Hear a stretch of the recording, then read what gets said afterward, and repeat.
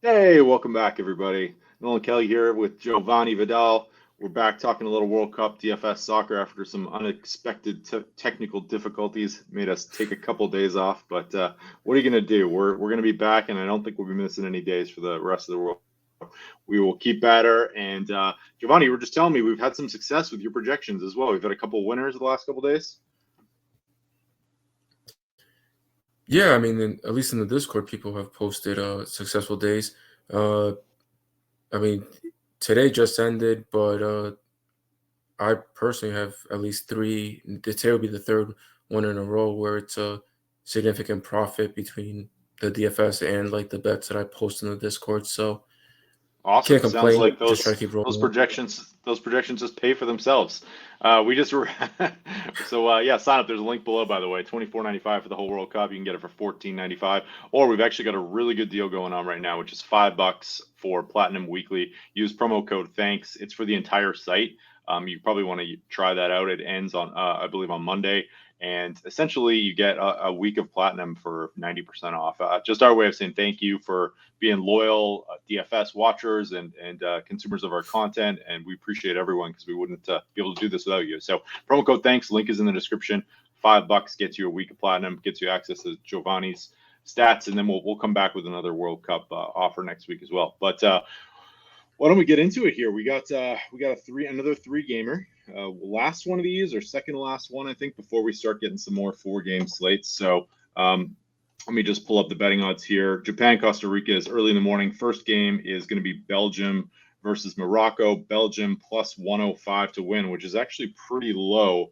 Odds makers really like the chance of a draw in this one, given Morocco's stultifying defense. Morocco plus 295 here.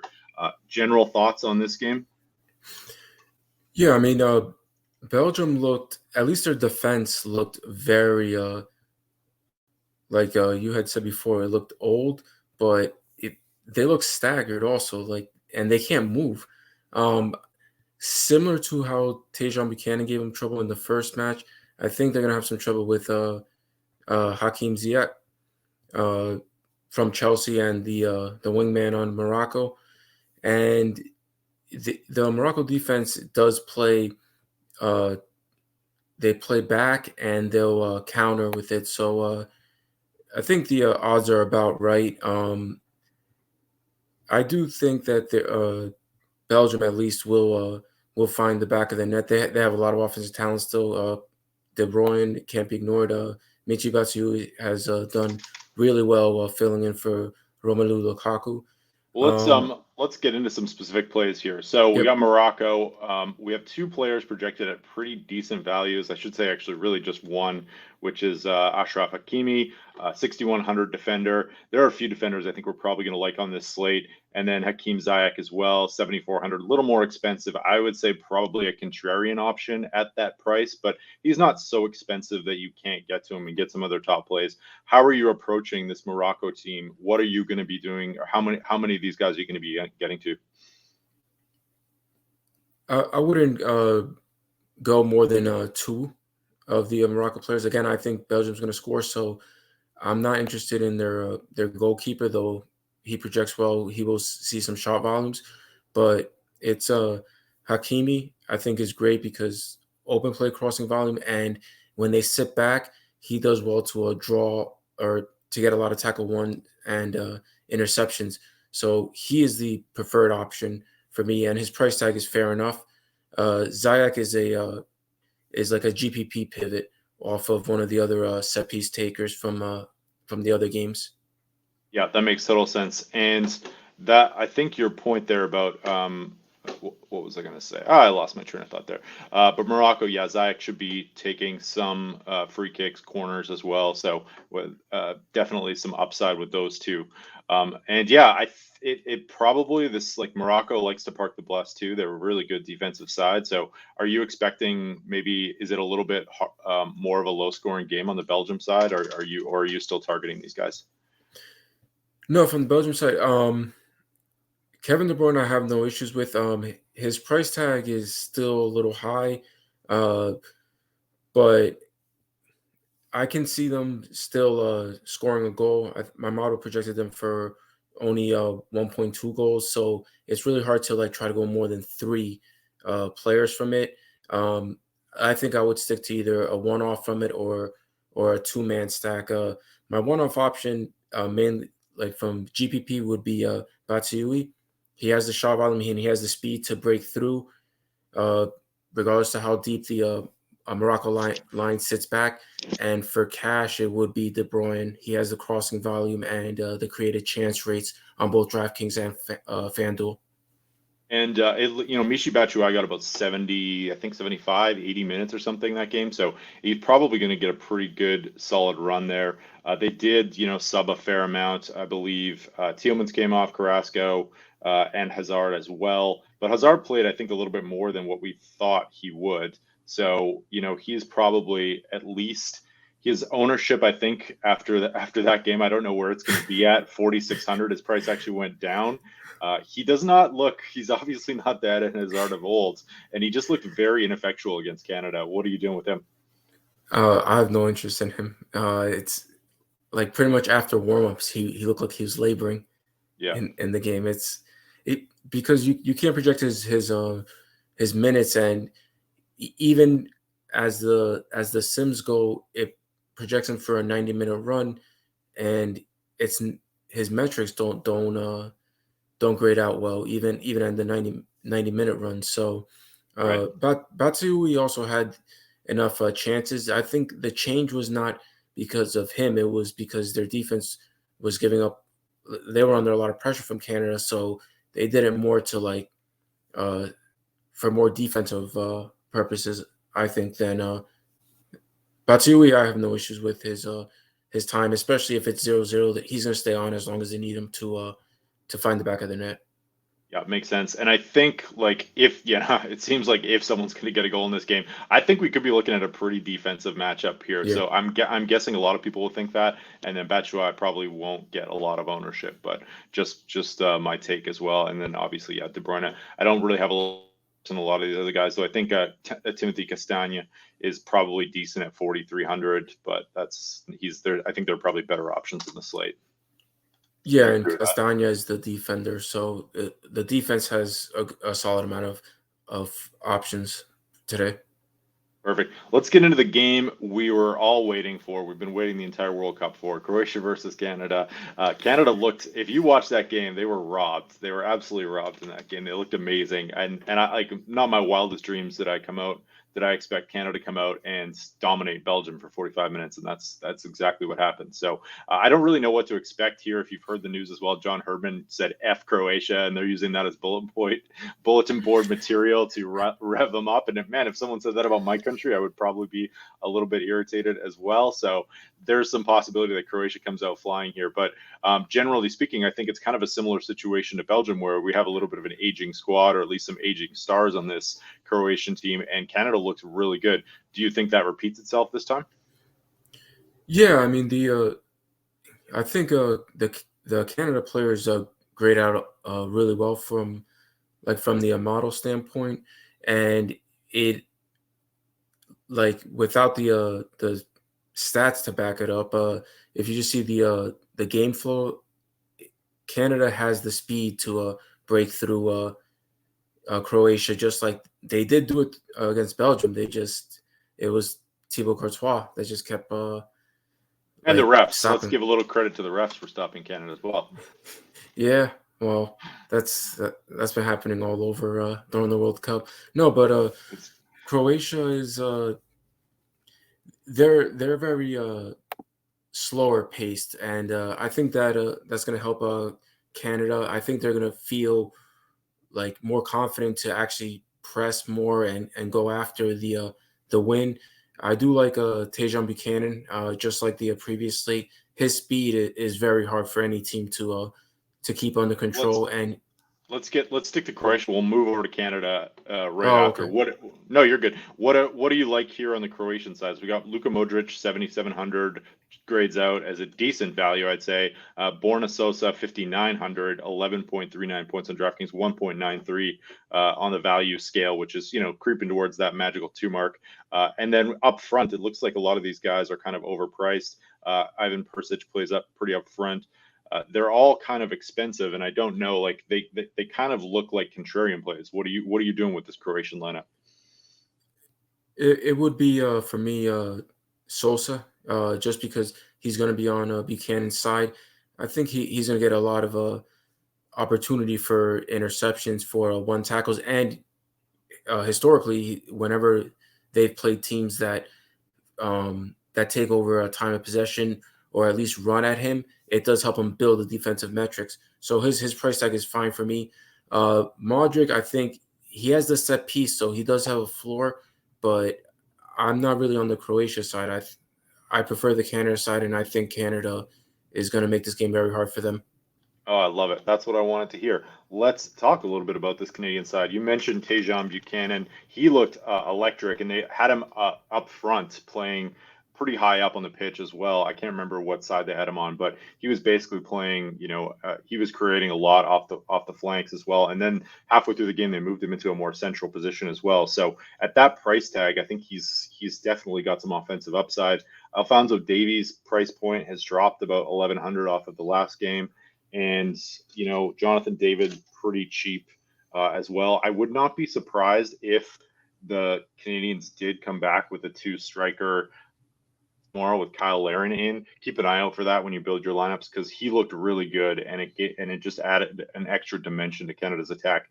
What are your general thoughts? How are you taking it? Obviously, you're going to have a lot of Tejan Buchanan. Yeah, Tejan Buchanan, Davies also, if you can fit him in. I believe, did he get moved to the midfielder slot in on DraftKings? Yeah, he's still in the D slot according to us. Oh, okay. I can take a quick look though and make sure, because Okay, no, yeah. If the projections say it's defender, then I he's still pulled D. Yeah. those, yeah, a while ago. I mean, a little bit ago. So it's not that is accurate. Yep. Most Yeah. expensive So D on the slate as well, but he is not playing as a defender. He's basically playing as right, like a center midfielder who's kind of box to box, but a little more up on the offensive side. Sorry, go ahead. right. So my only issue with him, and his projection is dropped from um the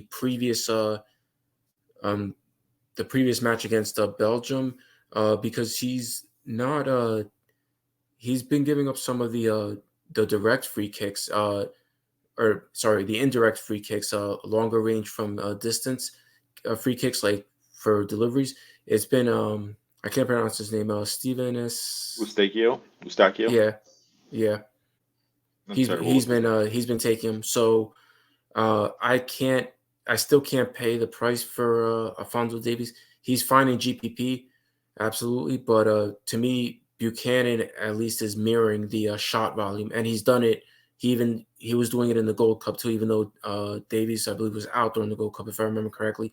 But Buchanan is his accuracy is an issue, but his shot volume is there, so he's at his price tag. I'm always going to take a chance with him. If Kyle Larin is in, uh, I absolutely would love taking some shots on him for goal hunting. Junior Hollett, I don't know if that's how you say it, but the only issue I have with him is his minutes. He tends I to get highly pulled, doubt. and especially if they Yeah, start with one, I think you probably see him get right. subbed off at some point for Kyle Larin. So yeah, I think that's definitely a danger for sure. Yeah, so Um, they're strictly all GPPs. Buchanan to me is also fine in cash. He doesn't have set shares, but his drawn foul rate, his crossing volume, and his shot volume for DraftKings. The on FanDuel not so much, because the on target rate, like I said before, but for DraftKings, I like him also in as a cash game option. awesome, makes sense. This midfield's super cheap. Will you go? What's your max amount of Canadians that you're going to be rostering? I do like the final game, so but I also think that the first game is going to be very low scoring, so I have no issues with 1-1 on the first game. So for this side, I did run some crunches prior to the show, and I'm fine with I was getting a 3 and 4 like Canadian Makes players. sense. I would probably limit it to 3 if as long as I can fit them with the pieces I like from the final game. But Yeah. 3 is good for me. Yeah, I think three, especially like those top three there that we see, Tejan, Eustachio, and Alphonso Davies. I think Okay. Alistair Johnson is intriguing as well at 3,900. He was moving forward, and he did have a couple chances though. That's pretty much just a random, like you need a goal randomly, and I doubt that's going to happen. But all right, Yeah. before we move it on, let's just quickly talk about our sponsor, No House Advantage. They are a fantastic site to play if you haven't been playing there yet, and they have some amazing contests, and also just for generally for NBA, for NHL, but they also have again versus the house, which is basically like you get to choose over unders for passes, for shots. For I don't think they've had goal props yet, but and you put those into a ticket, and you can get 1, 3, 5, 8, 22 times your money. So it's really cool if you're not quite yet into a betting legal state yet, and really good way to bring some added non-DFS action to your lineups. And of course, I mention this every time, but they do have massive overlays. So make sure you're taking advantage of that, getting all the money you can out of this. We have an instant $50 match bonus as well. So take the $350 whenever you can get it. You don't get offered $50 free very often, right, Jovanni? That's exactly right.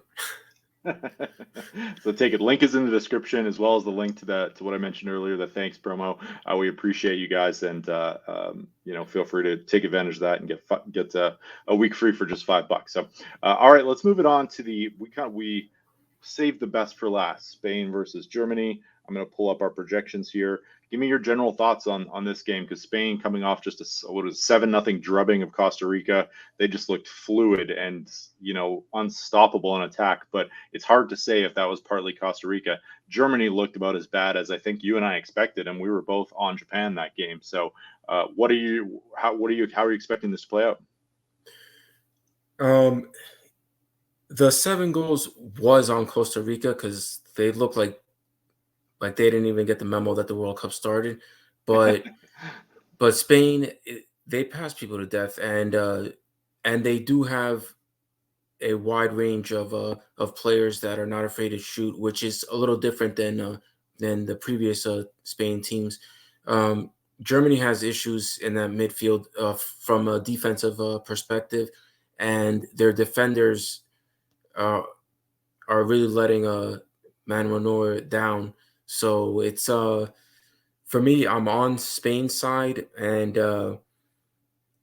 I think I could see Germany getting a goal, but at least my model likes it 3-0 Spain.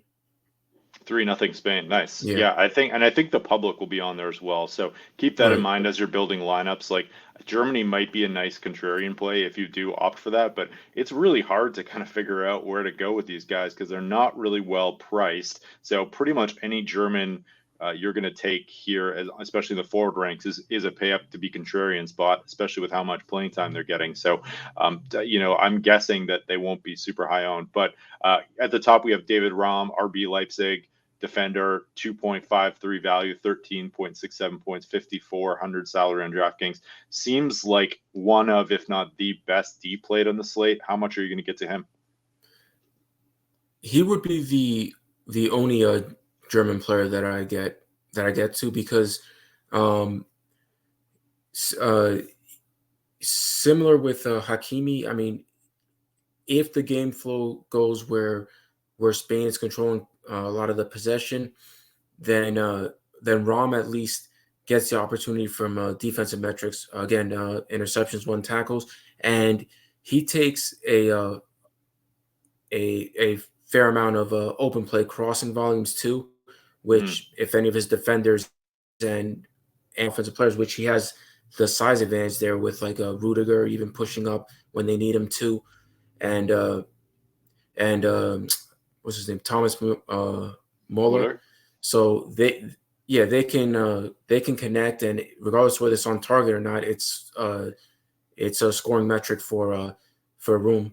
So I have yes. So, and his price tag is not that high, and he is he's off active. So if Germany come out and put up a fight and find goals, he is the cheaper option of like for goal hunting too. It might not be directly with a goal, but at least there's some form of assist upside.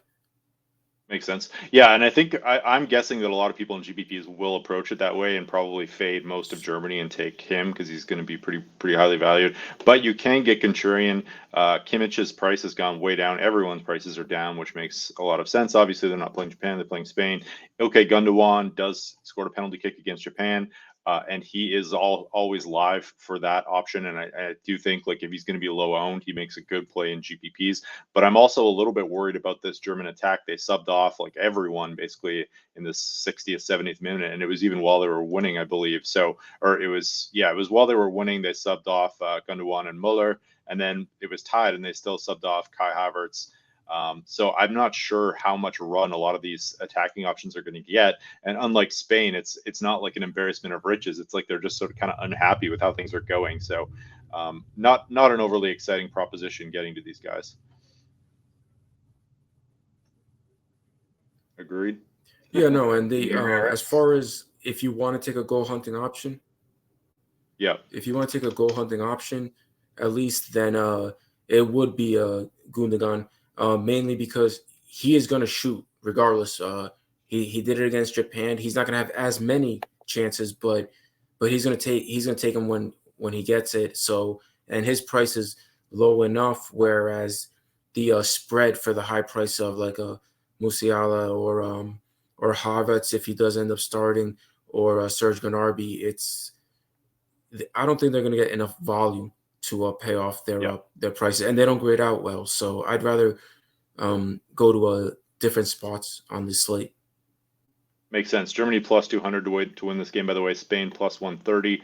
Draws at plus 265 currently. I forgot to mention earlier as well, Croatia plus 115 to get a win. Canada plus 255. So Croatia also might be a little sneaky there. But Spain, let's move over there. I think, Gavi is going to be I can never say his name properly. Javi is going to be the most highly owned player on the slate, 5,200. He looked amazing.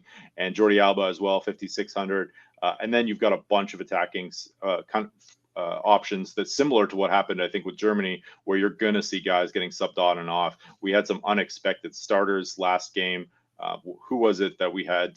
Moreno, I think we had starting, and he ended up sitting, and it was Dani Olmo who got the first goal. Asensio as well scored. I would say the only guarantee up front is probably Ferran Torres, and of course Gavi. It's Gavi, right? Gavi.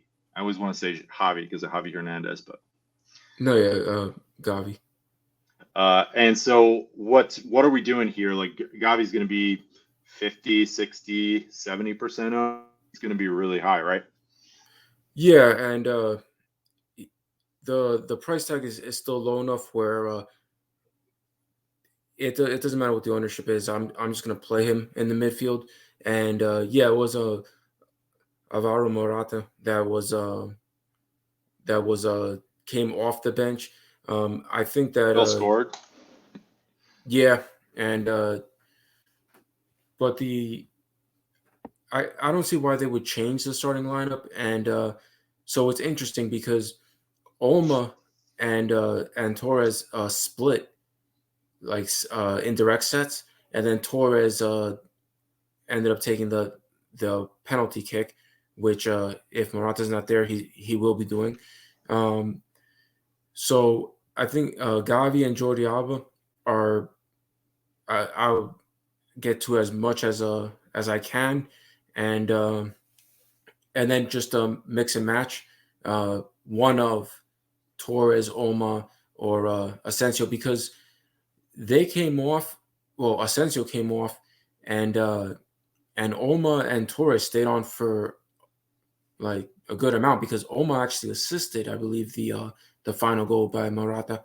So to me, it's one or the other. I don't think they're going to run up the score, and they have such a spread scoring between them all. So it's the same against Costa Rica. 3 goals was fine. 4 goals was fine. It was just, how soccer is. Every time they score 6, 7, 8 goals, that's when you really needed to stack the front line. But no, it's Olma or Torres. I'm fine with. They're both going to come in extremely high owned, especially after their performances in the previous match. So I'm fine with just taking one and seeing if I can get a goal out of it or an assist. Their floor will be fine for either of them. So Are it's you? Gavi. Yep. Yeah, Gavi. No, are you going to press the lock button on Gavi to get some leverage on the field? I do the like the larger priced single entry slates. So yeah, anything I take, it's gonna be only one or two lineups mixed around. So, but Gotcha. yeah, Would you? Gavi, I'm 100% playing. Yeah, that I think if you want any leverage, you're probably going to have to go pretty high up there to get them. And same with Jordi Alba. I think the price has just stayed down, and I guess it's really just the quality of competition that went up. But it's still just a really good price point on this slate, and not something you're going to be able to get around. Any interest in a Sergio Busquets flyer? He was pretty involved in the attack against Costa Rica, but probably won't be as much in Germany.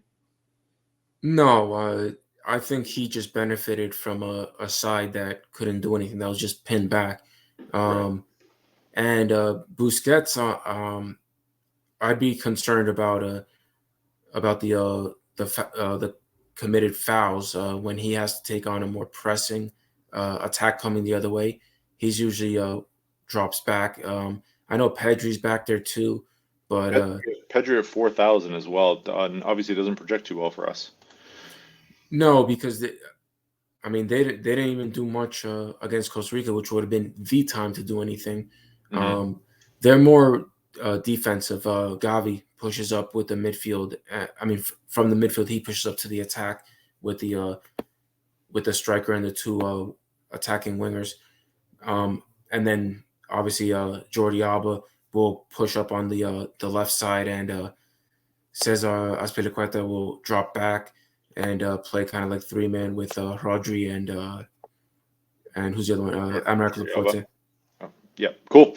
Makes sense. Yeah, I think I think you kind of put the nail on the head. It's like it's kind of like getting the pieces right. If we assume that the Spain's going to win, it's like how are you going to combine these attack and forward together? And sometimes you just got to get a little bit lucky as well, and hope that you get the goal scorers. That's kind of how I feel with England sometimes. Lately, it's like you just got to get the right two up front, and you never know who's going to get subbed off. But that's just the luck of the draw, and I guess that's Yep. not best. So, any goaltending thoughts on this slate before we get out of here? Whichever is the cheapest goalie that does not negatively correlate with any of my strikers. So, meaning if you have Batshuayi, don't take the opposing keeper. If you have KDB, you can. Um, don't take Manuel Neuer if you're going to play Ferran Torres because he needs a goal still or an assist to pay it off. And I have no interest in really. Thibaut Courtois would be the only high price I would pay. Unai Simon, I don't think he sees the shot volume, even though he's playing against Germany. I still don't. I can't see him getting enough shot volume without allowing a goal. So I'm not going to pay for him. And yeah, that's about it. I think Bohan is fine for Canada, and I think the keeper of Morocco is fine as long as it's not as long as you're not playing a Batshuayi against him. That could be a decent option for some shot volume as well. And I think, maybe Milan Borjan makes sense. Let's get out of here, but give me your top three highest owned plays or if someone's GPPing, what should their top or mass multi entering, what should their top three be in? Gavi would be my number one. And then I would go with more like a floor play. So Rom Buchanan. I think if you go, you don't have to go to me Buchanan and Gavi. And I do like Spain for a higher team total of goals than Canada. So I would go Gavi, and then I'm blanking on this guy's name. David Rom, Michi Batshuayi, Jordi Alba, Kimi. Michy Batshuayi, I really like. I have no issues going Awesome. going heavier than the field on him, and then who's my other team? I'm blanking now. It's all good. We got to most of it. Rom was the Yeah. other one I think that we were pretty high on, and so Oh, probably some yeah. Sosa. Borna Sosa. Yeah. cool. Well, that's going to do it for us here. We will be back tomorrow to break down the Monday slate. I refresh my memory. If you got one more, how many more of these before games? How many more days before to the 9 or the during start times? Is it, we got I 2. I'm think going to look it three. up right now. 3 more? Yeah, I think it's 3 more days, and then it starts the like Tuesday. It starts on yeah. Tuesday. So we'll be back to break down Monday. We got South Korea, Ghana, Portugal, Uruguay, Brazil, Switzerland, and then I think we're going to be switching to 4-game slates, which should be interesting and a lot easier to keep track of your lineups. By the way, make sure you're taking advantage of Discord if you sign up for a package, or just paying attention to starting lineups. I think that's the biggest edge you can get in here. Like Moreno, sorry, was like 8% owned or something in the GPP I was in, and he didn't end up starting. Of course, sometimes it doesn't work out. He ended up scoring, but that's probably Yeah. the biggest edge you can get if you're paying attention to when these starting lineups come out, because we have good guesses, but we don't know 100% what things are going to look like. So that's going to do it for us today. Don't forget to sign up for NHA. Don't forget to sign up for the promo. $50 free. Just take the money when you can. Thanks all. Thank you.